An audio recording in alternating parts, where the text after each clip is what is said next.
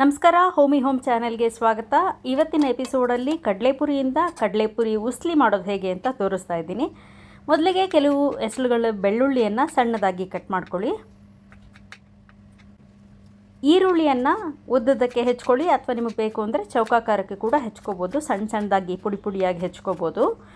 ಈರುಳ್ಳಿಯನ್ನು ಜಾಸ್ತಿ ಕ್ವಾಂಟಿಟಿ ಹಾಕೊಳ್ಳೋದ್ರಿಂದ ನಾವು ಓವರಾಲ್ ಸ್ನ್ಯಾಕ್ಸಿನ ಕ್ವಾಂಟಿಟಿಯನ್ನು ಹೆಚ್ಚು ಮಾಡೋಕ್ಕಾಗತ್ತೆ, ಮತ್ತು ಅಲ್ಲಲ್ಲಿ ಕ್ರಂಚಿಯಾಗಿ ಸಿಗೋದ್ರಿಂದ ಅದು ರುಚಿಯಾಗೂ ಕೂಡ ಇರುತ್ತೆ. ಇನ್ನು ಹಸಿಮೆಣಸಿನ್ಕಾಯಿ ಖಾರಕ್ಕೆ ಎಷ್ಟು ಬೇಕೋ ಅಷ್ಟು ಹಾಕ್ಕೊಳ್ಳಿ. ಖಾರ ಹೆಚ್ಚಿಗೆ ಬೇಕು ಅನ್ನೋರು ಹಾಗೆ ಜೊತೆಲಿ ತಿಂತಾರೆ, ಆಗ ಸಣ್ಣದಾಗಿ ಹೆಚ್ಚಿ ಎತ್ತಿಡ್ತಾರೆ ಅಂದರೆ ಹೀಗೆ ಉದ್ದುದಕ್ಕೆ ಹೆಚ್ಚಬೋದು. ಕೊತ್ತಂಬರಿ ಸೊಪ್ಪು ರುಚಿಗೆ ಮತ್ತು ಕಲರ್ಫುಲ್ಲಾಗಿ ಕಾಣುತ್ತೆ ಅನ್ನೋ ಕಾರಣಕ್ಕೋಸ್ಕರ. ಬಾಣಲಿಗೆ ಎಣ್ಣೆ ಹಾಕಿ ಕಾದ್ಮೇಲೆ ಸಾಸಿವೆ ಸಿಡಿಸಿ, ಆಮೇಲೆ ಕಡಲೆಬೇಳೆ ಉದ್ದಿನಬೇಳೆಯನ್ನು ಒಗ್ಗರಣೆಗೆ ಹಾಕಿ ಅದು ಸ್ವಲ್ಪ ರೋಸ್ಟ್ ಆದಮೇಲೆ ಕಡಲೆ ಬೀಜ. ನಾನಿಲ್ಲಿ ಫಾಸ್ಟ್ ಫಾರ್ವರ್ಡ್ ಮಾಡಿದ್ದೀನಿ, ನಿಧಾನಕ್ಕೆ ಮಂದ ಉರಿಲಿ ಅದನ್ನು ಫ್ರೈ ಮಾಡಿ.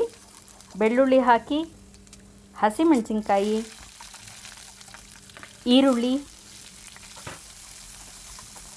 ಈ ಎಲ್ಲ ಇಂಗ್ರೀಡಿಯೆಂಟ್ಸ್ನ ಹೀಗೆ ಚೆನ್ನಾಗಿ ಫ್ರೈ ಮಾಡಿ ಸ್ವಲ್ಪ ಗೋಲ್ಡನ್ ಬ್ರೌನ್ ಬರುತ್ತೆ. ಆಮೇಲೆ ಒಂದು ಸ್ವಲ್ಪ ಉಪ್ಪನ್ನು ಹಾಕಿ ಚೆನ್ನಾಗಿ ಈರುಳ್ಳಿಗೆಲ್ಲ ಉಪ್ಪು ಹಿಡ್ಕೊಳ್ಳುತ್ತೆ. ಒಂದು ಪಾತ್ರೆಯಲ್ಲಿ ನೀರು ತಗೊಳ್ಳಿ. ಆ ಪಾತ್ರೆಯ ನೀರಿಗೆ ಕಡಲೆಪುರಿಯನ್ನು ಹಾಕಿ ತಕ್ಷಣ ಅದ್ದಿ ಹೀಗೆ ತೆಗೆದು ಬಾಣಲಿಗೆ ಹಾಕ್ಕೊಳ್ಳಿ. ತಕ್ಷಣವೇ ಸ್ವಲ್ಪ ತೇವ ಆಗಬೇಕಷ್ಟೆ. ತುಂಬ ಹೊತ್ತು ಬಿಟ್ಟರೆ ಮುದ್ದೆ ಆಗಿಬಿಡುತ್ತೆ, ತುಂಬ ಮೆತ್ತಗಾಗ್ಬಿಡುತ್ತೆ, ಆಗಷ್ಟು ಚೆನ್ನಾಗಿ ಅನಿಸಲ್ಲ. ಕ್ವಾಂಟಿಟಿ ಕೂಡ ತುಂಬ ಕಡಿಮೆ ಆಗಿಬಿಡುತ್ತೆ.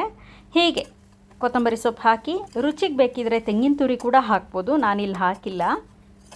ಚೆನ್ನಾಗಿ ಹೊಂದಿಸಿ, ತುಂಬ ಹೊತ್ತು ಒಲೆ ಮೇಲೆ ಬೇಯಬೇಕಾಗಿಲ್ಲ. ಇದು ಹೊಂದ್ಕೊಳ್ಳೋ ಹಾಗೆ ಬೆರೆಸಿದ್ರೆ ಕಡಲೆಪುರಿ ಉಸ್ಲಿ ರೆಡಿ ಟು ಈಟ್. ನೀವು ಟ್ರೈ ಮಾಡಿ ಹೇಗಾಯಿತು ಅಂತ ತಿಳಿಸಿ. ಬಾಯ್ ಬಾಯ್.